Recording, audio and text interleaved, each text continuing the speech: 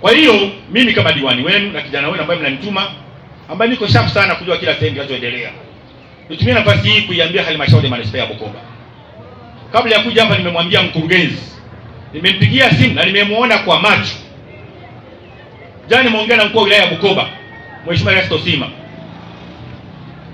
Hivi ndio vyombo vikubwa sana vya serikali, kwa maana halmashauri na serikali. Nikasema hali ya Kashai kuhusu takataka, hali ni mbaya. Na kinachotokea watu baada ya kuona watu hakuna mzoa taka, watu wanachukua takataka wanaweka kwenye nini? Kwenye mito. Kwa hiyo mtu unageuka kwa nini? Kuwa dampu. Mtu unapeleka uchafu kwenye ziwa Victoria. Kule kuna mavuno ya samaki ambayo tunapata uchumi wa nchi.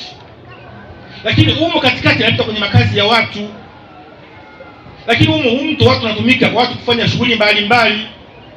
Sio wote watu Mungu ametupa maisha makubwa. Au ndugu zangu uongo. Kuna anayefua kupita kwenye hiyo sehemu. Au ndugu zangu uongo. Hivyo hivyo. Kwa hiyo hali kama itaendelea kuwa hivi, patatokea hali ambayo sio nzuri. Kwa hiyo nimemwambia mkurugenzi wa halmashauri, nikasema kama mzabuni ameshindwa kuzoa takataka kwa mujibu wa mkataba mlioko umepeana, muiteni, fanya utaratibu wa haraka. Anza wewe mkurugenzi kwa maana halmashauri kuingia na magari kuchukua takataka Kashai. Vinginevyo hali itakuwa sio nzuri na baadaye tusilaumiane. Sawa ndugu zangu? Akanambia katika vipengele ambavyo imepelekea mzabuni kutokusanya vizuri kazi ya kusanya taka ni wananchi kutolipa. Sasa mimi sio kazi yangu kama diwani. Mimi nawazisha watu walipe. Lakini mkusanya fedha za taka ni ninyi wenyewe. Au ndugu zangu uongo? Sasa naomba nisiendelee, mimi niishie hapo. Nitumie nafasi hii kusema kwamba Kashai sio sehemu ya takataka. Kashai ni mji mzuri sana. Na ndio maana tumeweka palm tree, mambo yamejengwa, mabarabara yamejengwa, vituo vya afya vimejengwa, mashule yamejengwa, haiwezi kuwa sehemu ya takataka. Naomba wanaohusika, mzabuni ameshashindwa kwa wakati niliokuwa nao, hawezi kuendelea. Kama anaendelea basi mkurugenzi wa halmashauri, sasa hivi kuna kaimu, tunaye mkurugenzi mzuri sana. Sisi tunamuita mzungu, hayupo kwa sasa. Yuko safarini, kijana mmoja msikivu na ni mwadilifu na mchapakazi. Ndugu yangu Jacob, safi kabisa. Yaani toka tutopata mkurugenzi, mali tutopata mkurugenzi ambaye kwa kweli ameendana na mazingira wapi? Ya mji wa wapi? Wa Bukoba. Safi kabisa. Sasa hayupo ndipo na kaimu. Kwa hiyo naomba nitumie nafasi hii kuiambia halmashauri ihakikishe inatoa magari yake, zile tipa ziingie Kashai zichukue takataka kwa ajili ya kuokoa maisha ya wananchi wa Kashai. Vinginevyo hali isiyobadilika tukaja kulaumiana. Na ada ya taka ndugu zangu sio fadhila, ni kwa sababu tunatoa ada ya taka kwa sababu sisi tunataka tuhudumiwe. Nikitoa fedha yangu nipate huduma. Au ndugu zangu uongo? Sasa mimi nachukua fedha yangu nalipa ada ya taka, unifanyie huduma, maana yake nini? Kwa hiyo naomba niishie hapo, niseme kabisa, na nimesema kwa masikitiko, na hii nitaisimamia na nitaendelea kuisimamia kwamba sisi haipendezi kipindupindu kinatokea kipindupindu cha Rubanka Kashai. Ndugu zangu, ni sifa. Ni sifa. Na maana kipindupindu umekula uchafu, na uchafu ni kinyesi kibichi. Sisi Kashai si watu wa hivyo. Kila mara ndio kipindupindu wanatolea mfano mwacha Rubanka mtaa fulani. Marafu inakuwa ni shida. Kwa hiyo naomba hili jambo halmashauri imesikia, na naamini vyombo vipo vitapata salamu.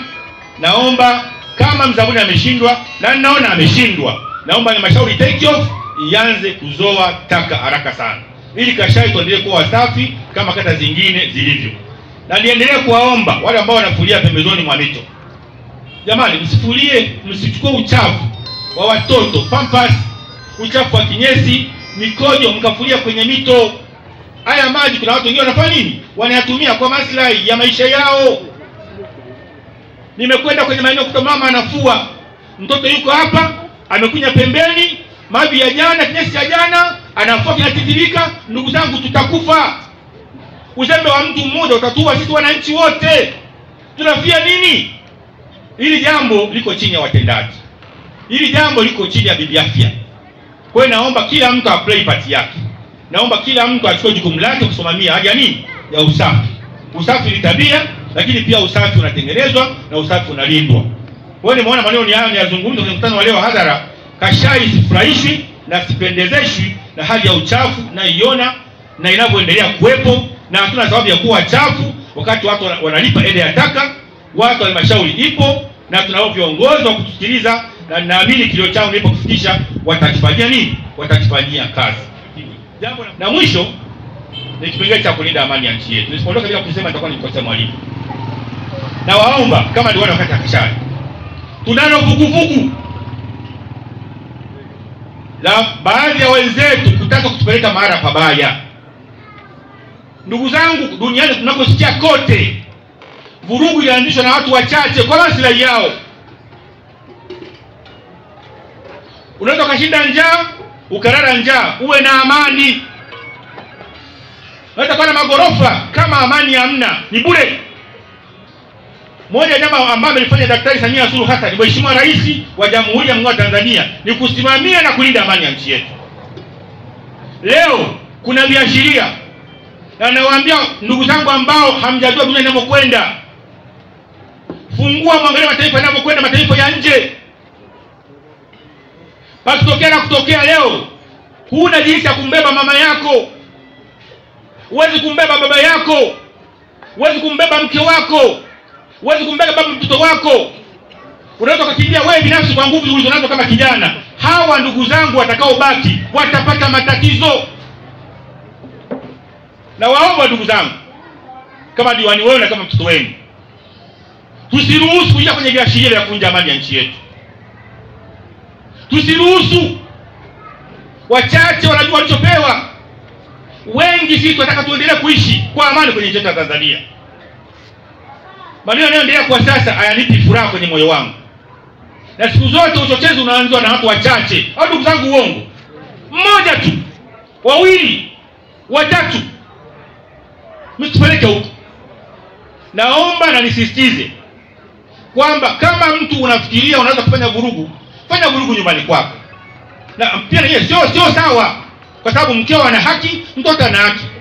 Lakini usifanye vurugu kwa Watanzania. Wanakashai ilikuwa ishafika mahali, mnakumbuka ulikuwa ukitembea Kashai saa 1 jioni. Ndugu zangu, uongo utamu mwalimu. Pia wanapiga roba, wanakaba. Tumepambana, tumeondoa uhalifu kama sio kuisha. Kuna mtu mmoja hapa alikamatwa, amelawiti watoto zaidi ya 20. Tumekamata wabakaji, tumefanyaje ili kuweka amani ya nchi salama? Leo kila mtu anakimbilia kwenda kununua kiwanja Kashai kwa sababu amani imefanya nini? Amani imerudi. Leo unazungumzia watu, mtu anasema bwana, bila mambo fulani kukamilika, hakuna uchaguzi, tabloga damu, mwaga ya kwako. Mwaga ya kwako. Usimwage ya mke wako wala mtoto. Na hiyo damu kwa Mungu ina dhambi kwa sababu haina baraka. Hakuna mahali paandikwa kama mtu amwage damu ya mwenzio hapa kwenye vitabu takatifu. Sio Qur'ani, sio Biblia. Ukimwaga damu ya mtu ambaye hana hatia, subiri moto mbele ya Mwenyezi Mungu na kusubiri. Kwa naomba ndugu zangu, rafiki zangu, wazazi wangu, naomba msiingie kwenye mtego wa panya. Kama mtu ataka kushiriki uchaguzi, asishiriki yeye kama yeye. Asiingize watoto wetu kwenye matatizo. Wanaoandamana kwenda kupata matatizo watoto wetu. Kwa nini mtaka kuacha kina mama arwaya? Umemwoa mwanamke, umemwoa mtoto kumwacha kwenye matatizo? Yaani unaenda kutumia mtoto wa mtu amekuwa mwanae kama mwalimu. Unajua utamtu utao kuhusu. Na huko hayo ndio mkaza arwaya. Na bana. Kwa kielele gani? Hata ingekuwaje katika dunia ya Mwenyezi Mungu, hatuwezi kulingana ndugu zangu. Ndugu zangu, uongo. Hatuwezi kulingana. Huyu atakuwa na hiki, huyu atakuwa na hiki, huyu atakuwa na kitu kingine. Ndugu zangu, uongo. Hatuwezi kulingana, ndivyo Mungu alivyotupangilia. Anayekwambia kwamba unajua ukifanya mageuzi utapata VAT. Unajua ukifanya mageuzi utakuwa kila mtu anakuwa na nyumba. Mbakubeia, anayegawa riziki ni Mwenyezi Mungu, na kila mtu amempa kadri alivyompangia. Tusitoshawishe mambo ambayo hayapo. Kwa hiyo naomba kama diwani nizungumze kwa msisitizo. Niendelee kupongeza Mheshimiwa Rais Daktari Samia Suluhu Hassan. Amekuwa ni mvumilivu sana rais wetu. Amekuwa ni msikivu. Na waomba Tanzania tumuunge mkono Mheshimiwa Rais. Tusiingie kwenye biashara haramu biashara ya kuvuruga nchi yetu. Watakapata matatizo, umeona Rwanda hapo kwa waje ya Kimbali. Ilikuwa ni shida. Mbona nchi ndio watu wanakimbia, wanaacha majumba yao. Mtu alikuwa tajiri, anabaki peke yake. Naomba ndugu zangu, cheza na kitu kingine, usicheze na vita. Kwa nawaomba, kama kuna mtu ambaye aliahidiwa chochote huko anajua yeye, msitumie nafasi kutuingiza kwenye matatizo. Mwana gambatio yeye kake watukuze mfundo. Na waomba ndugu zangu wana Kashai, tuwe wa kwanza kukataa biashara ya uvurugaji wa amani. Na nashukuru niunga mkono Kashai, na Mungu awabariki. Hatuwezi kuvuruga amani ya nchi yetu. Na kipindi hicho watu wao ni diwani. Na kwa sababu mtanirudisha na wahakikishia kwa nyakati Kashai italinda amani ya watu wa Kashai. Mtaisimamia. Kwa sababu wao kusimama ninao.